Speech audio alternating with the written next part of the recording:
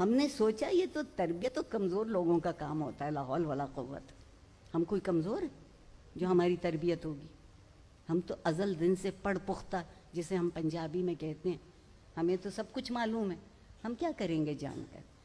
مگر تربیت یہ تھی جو یہ سکھاتی تھی کہ محبت کا بھی سلیقہ ہوتا ہے، مگر اس سے بہتر سلیقہ نفرت کرنے کا ہوتا ہے.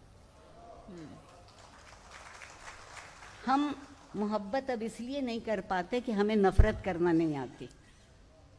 ہم محبت کرتے ہیں فائدہ حاصل کرنے کے لیے اور نفرت کرتے ہیں دشمنی پالنے کے لیے. ہم نے لفظوں کے معنی بالکل آسانی سے ختم کر دیے.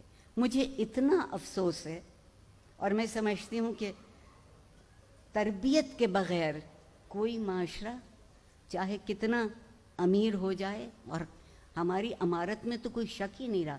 یقین مانیے اگر IMF سچ مچ ایک دن کو پاکستان آ جائے اور پاکستان کے بڑے شہروں لاہور یا کراچی میں سڑکوں پہ گاڑیاں چلتی دیکھ لے تو جو کچھ دینے کا وعدہ کیا ہے وہ بھی نہیں دیں گے. دوسری بات، تربیت ایک اور کام سکھاتی ہے.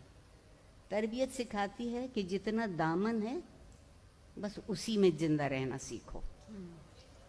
جتنا دامن ہے، کم ہے تو کم اور زیادہ ہے تو زیادہ. ویسے تو غالب ہماری سمجھ میں نہیں آتا.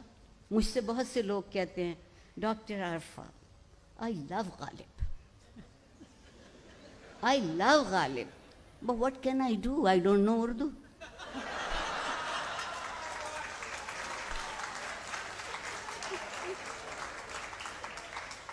تو اگر ان کے اس جملے کو میں انگریزی میں یوں کہوں کہ doctor Arifa I love life, but I don't know تربیت. زندگی سے محبت کرنے کے لیے تربیت چاہیے، اور تربیت اس چیز کا نام ہے جب آپ اپنے آپ سے اٹھ کے زندہ رہنا سیکھتے ہیں.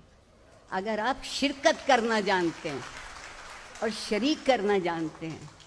ہم نے کیا کیا کہ اب میں اور آپ بیٹھے ہیں نا یہاں، میں آپ سے بہت پہلے سے بیٹھی ہوں اور بڑے بڑے فلسفے ہم نے آج جھاڑ دیے ہیں، کوئی بچا نہیں ہے بات. مگر اب ہم آپس میں بات نہیں کرتے.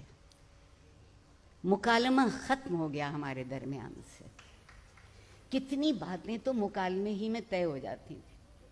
کوئی خفا ہوتا تھا تو اس سے جا کے پوچھتے تھے کہ کیوں خفا ہو. وہ تھوڑی دیر تو نہیں بتاتے تھے اور ناراض ہوتے تھے.